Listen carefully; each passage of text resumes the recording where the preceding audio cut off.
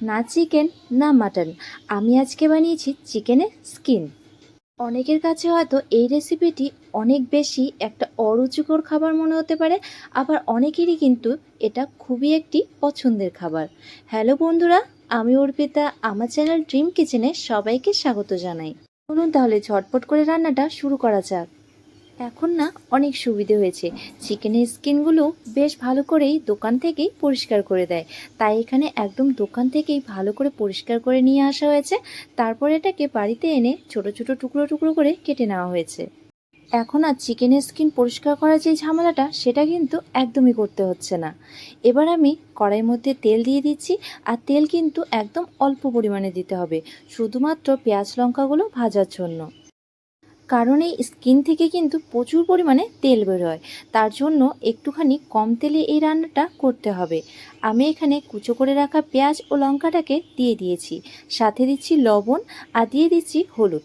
এবার লঙ্কা পেঁয়াজগুলোকে খুব ভালো করে ভেজে নেব। আর রসুনটাকে আমি একদম থেতো করে নিয়েই দিয়ে দিয়েছি, সাথে দুটো রসুন গোটাও দিয়ে দিয়েছি। এবার সবগুলোকে খুব ভালো করে ভেজে নিচ্ছি। লঙ্কা পেঁয়াজগুলো খুব ভালো করে ভাজা হয়ে গেছে। এবার আমি স্কিনটাকে দিয়ে দিলাম।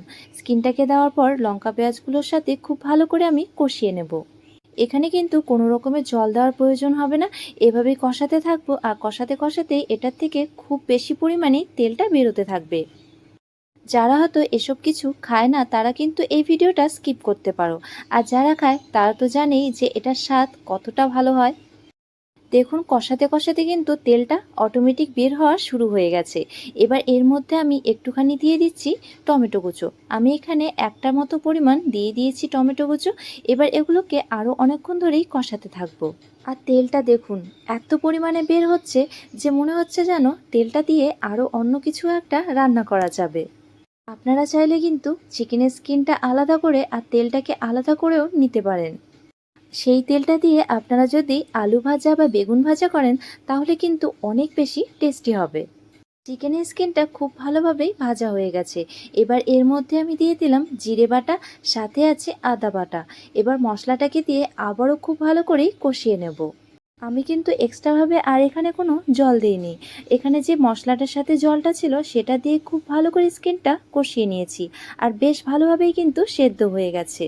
এবারে আমি এর মধ্যে দিয়ে দিচ্ছি কালারের জন্য একটুখানি কাশ্মীরি লঙ্কার গুঁড়ো, আর সাথে দিচ্ছি আমি এখানে মিট মশলা। মিট মশলাটা দিয়ে নেব। তারপর কিন্তু মাংসটাকে আরেকটুখানি এভাবেই কষিয়ে নেব, ব্যাস তাহলেই কিন্তু এটা রেডি হয়ে যাবে।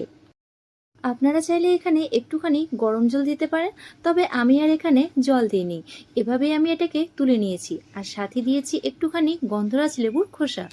গন্ধরাজ লেবুটা দেওয়ার কারণে স্মেলটা আরও অনেক বেশি ভালো লাগে। রান্নাটা কিন্তু আমার একদম কমপ্লিট হয়ে গেছে। এবার এটাকে আমি তুলে নিচ্ছি। আজকের এই রেসিপিটি আপনাদের যদি ভালো লেগে থাকে তাহলে ভিডিওটি লাইক করে শেয়ার করে দেবেন। আর আমার পেজটিতে নতুন হয়ে থাকলে পেজটি ফলো করে পাশে থাকবেন। দেখা হচ্ছে নেক্সট একটি ভিডিওতে। ততক্ষণে ভালো থাকবেন, সুস্থ থাকবেন, সাবধানে থাকবেন।